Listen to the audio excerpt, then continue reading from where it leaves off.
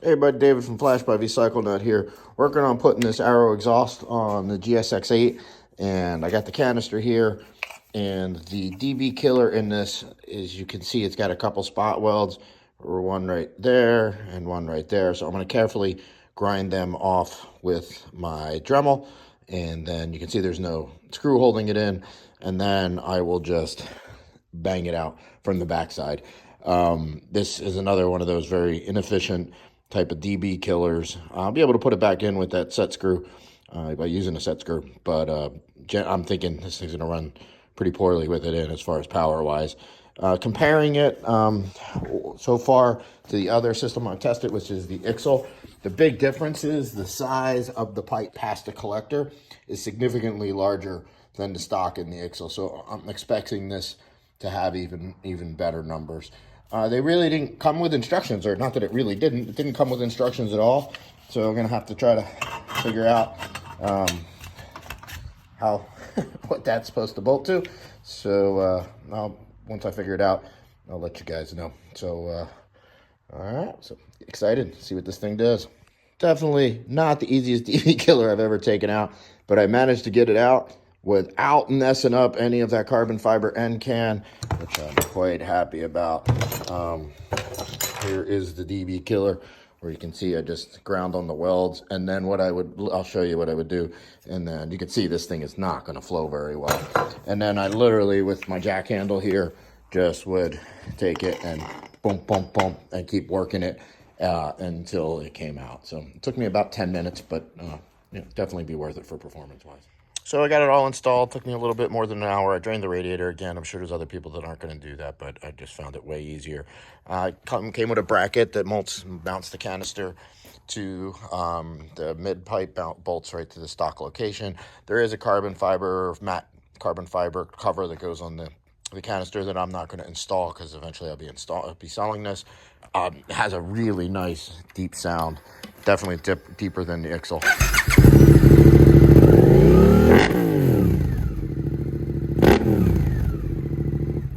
I'm not going to do any onboard videos. I got really lucky with the weather. It's pretty nice out today. So get my data logging rides done today for this, and then I'll do some dyno work, but I'll get you some videos of it up on the dyno and running so you can hear it in full sing. Anxious to see what the bike does with this on there. Only be a couple days.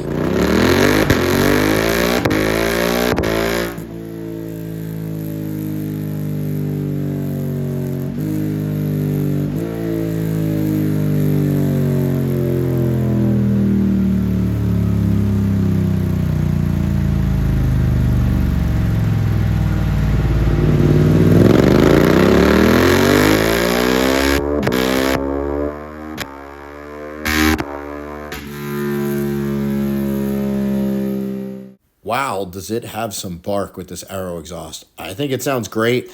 It is obviously louder. I'll give you some sound readings in a second. I had pulled the camera back even farther than I normally do during my runs when I do that, and it still kept making the microphone do that turn off thing that it does. So I have a decibel reader with the DB killer out. It was 72 decibels at idle, and not surprisingly, it pegged the meter over 120 decibels during the run. When I put the decibel killer in, which I'll show you dyno runs, it did cut it down to 63 decibels at idle and only an 111 at the run, but I wouldn't run the DB killer in. I mean, if you're taking a long trip and you don't want the loudness, I find the sound of the exhaust very pleasant, and it's not something that I would want to choke down, but if you did, you can with the DB killer, and it does make a big difference in sound. The exhaust weighed in on my highly calibrated bathroom scale at 9.8 pounds, which is a loss of 7.2 pounds from the stock one.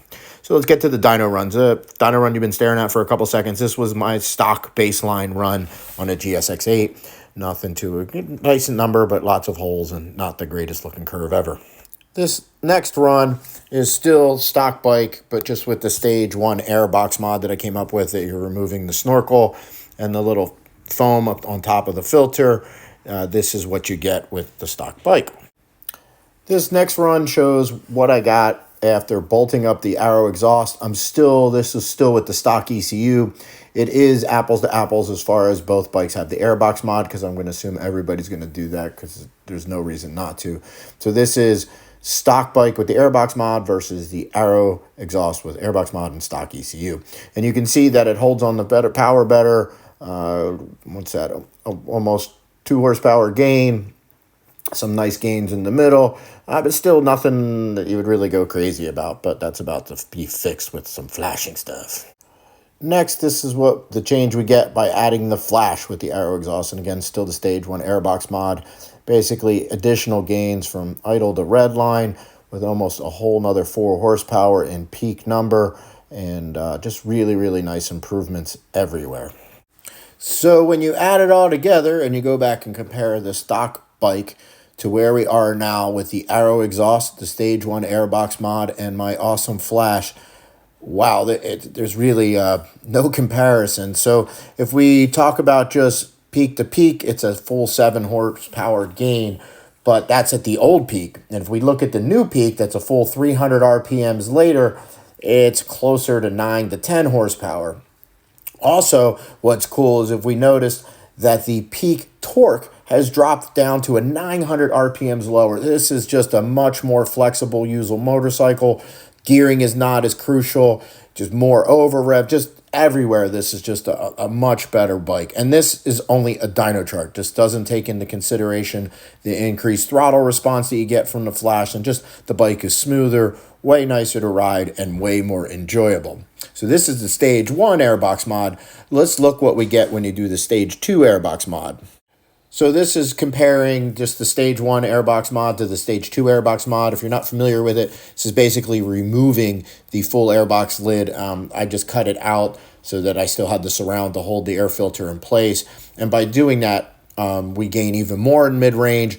We increase the RPM that our peak power is up by a full 500 RPMs, holds on the power longer, and we actually got an additional almost horsepower out of this, or we did get a whole horsepower out of this modification. So let's compare where we were with stock to this.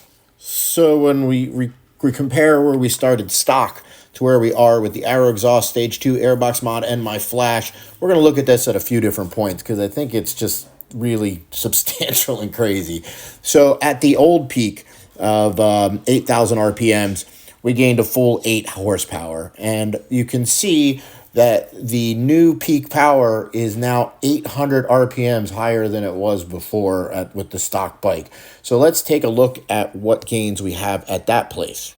So when I take my cursor and I move it out to the 8,800 RPM of the new peak, we can see we've gained 11.5 horsepower at the new peak. And that's pretty monstrous for a bike that was making 78 horsepower to begin with.